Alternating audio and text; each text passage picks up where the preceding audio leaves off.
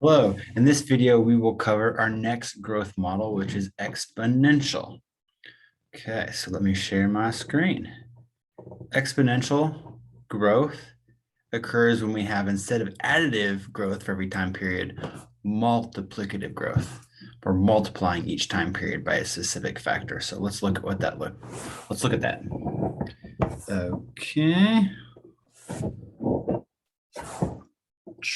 So exponential growth occurs especially in nature when things happen, when there's growth that is reproductive. So like consider a fish in a lake.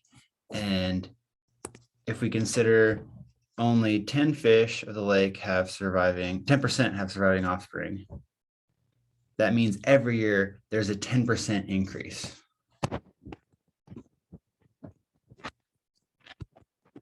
Not a specific number, but an increase of 10%. And so that means after 1 year, 100 fish comes 100 plus 10% of that, which is 10. If there's 1,000 fish, after 1 year, there's 1,000 plus 10% of 1,000, which is 100. So notice the increase depends on, this is the increase here, which is 10% of population. Oops. That increase depends on the population. That would be, again, the population times 0.1, which is 10%, or 1,000 times 0.1. That's what the increase all is. Okay, so let's model this. If we start with 1,000 fish, we can call P naught, P0, 1,000. The new population after 1 year, P1, is 1,000 plus 10% of 1,000. So 10% as a decimal is 0.1 times 1,000. Oops. This is the increase here. Becomes 1,000 plus 100.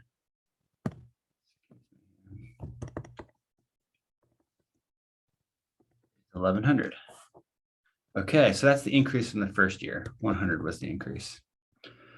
Okay, we've done that. What's the population? And this is another way to write it out. Oh, by the way, this 10%, it's called the growth rate.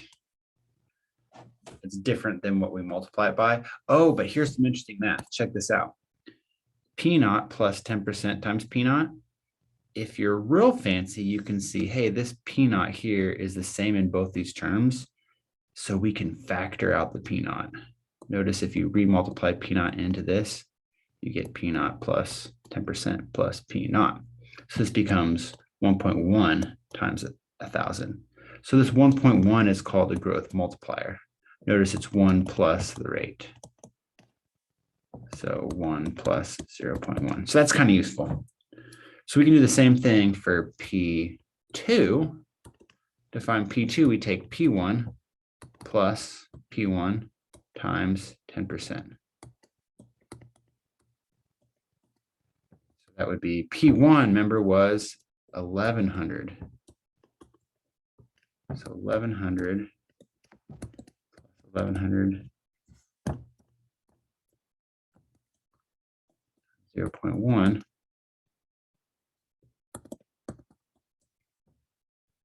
Notice we're not adding, this right here becomes 110. We're not adding 100 anymore, we're adding more. This becomes, that's the population after 2 years. And you can continue this process. This is what we did for 2 years.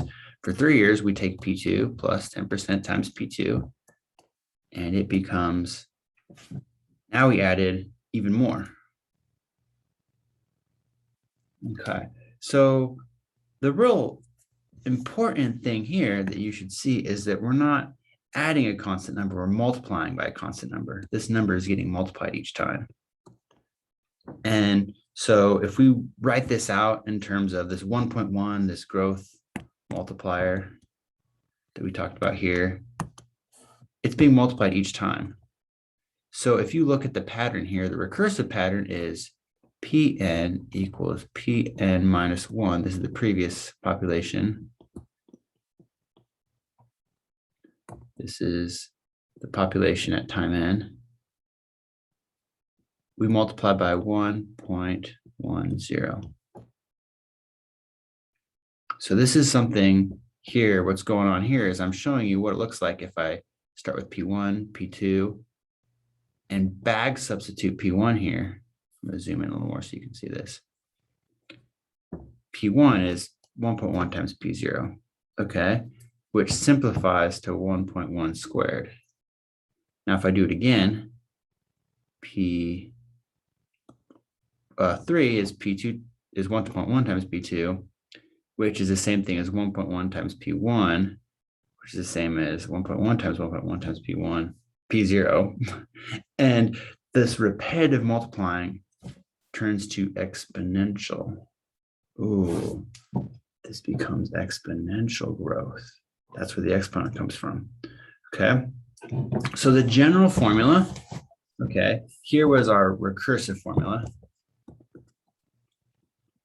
If you're going to follow the tedious process of finding each successive population, or if you want to do the explicit, it ends up being Pn equals 1.1 to the n times P0, which is 1,000. So now we can find out the population at any time. For example, if n is 20, bam, our formula gives it in one step. Okay, so this is a summary of our different growth models. Remember, P naught is the initial population or initial value. It doesn't necessarily be a population. R is the percent divided by 100. So we get the rate as a decimal. That's important.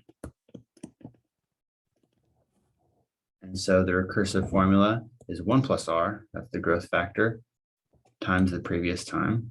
And the explicit form is 1 plus R to the n times the initial value. Okay, or oftentimes it's written like this. All right. So this is quite useful. These formulas will be helpful in a lot of situations. Let's do one more example together. And I'll probably put this on the quiz. So let's look at Tacoma's population in 2000 was 200,000 people. Okay, and it's been growing 9% a year. So that's the growth rate. To find out what my growth rate as R should be, I have to write this as a decimal. So 9% as a decimal is 9 divided by 100, 0.09. Excuse me here. What's going on? 9. Okay. What's the initial population? P0. That's the next thing we need. I'll write that as 20,000. So the recursive formula will be Pn minus 1 times 1 plus R. So we can find that using this above information. 20,000 plus 0.09. Right. Oh, excuse me, mistake. We don't know the previous population. I have to leave this as Pn minus 1, but I can specify P0. Okay, so this is how you would express, I'll put it all together here. This is how you would express a recursive expression of population of Tacoma. How would you do now the explicit?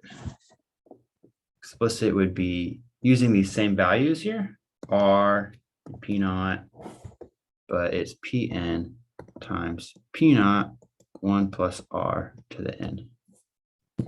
So 20,000, 1 plus 0.09 to the n. That would be our explicit form. So we'll use this. Let's use this to find the population in 2016. Okay, We're going to prefer this formula, right?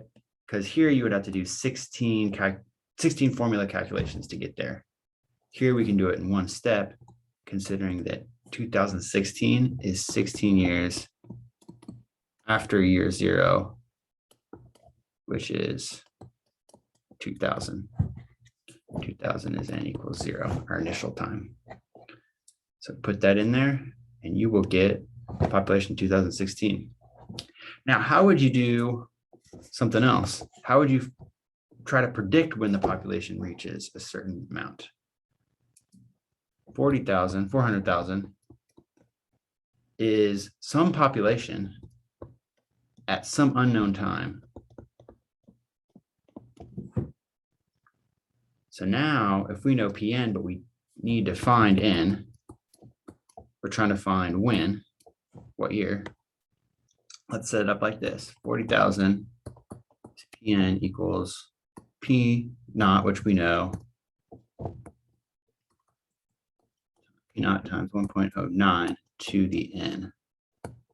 Okay, how could we solve this? Okay, here's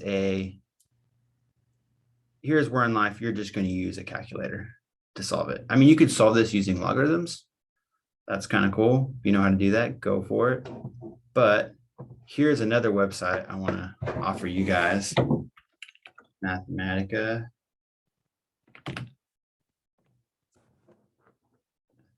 Here. This has a pretty powerful solver.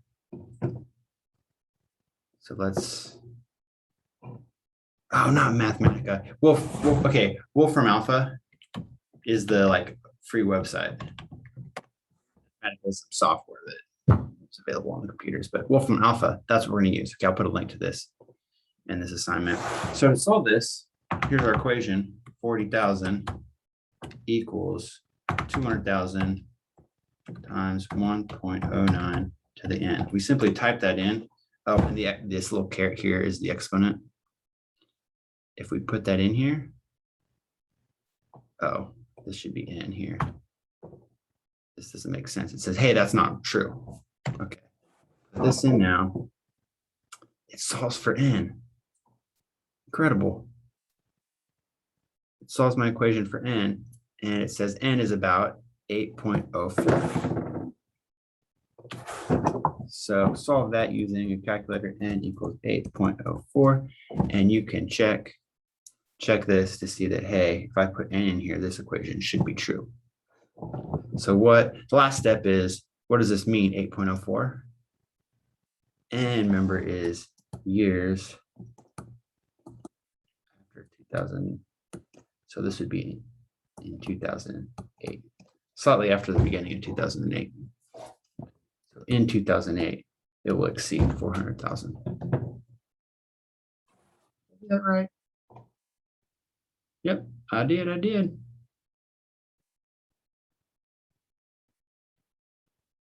All right, so this is all for today. I will see you next in, oh, so what's going on with this is we have growth that's exponential. It's unbounded. It will continue forever. Usually we don't see this in real life. Usually there are parameters that limit the growth of populations. So that's what we're going to cover next, logistic growth. All right, just a preview. We'll see you in that video.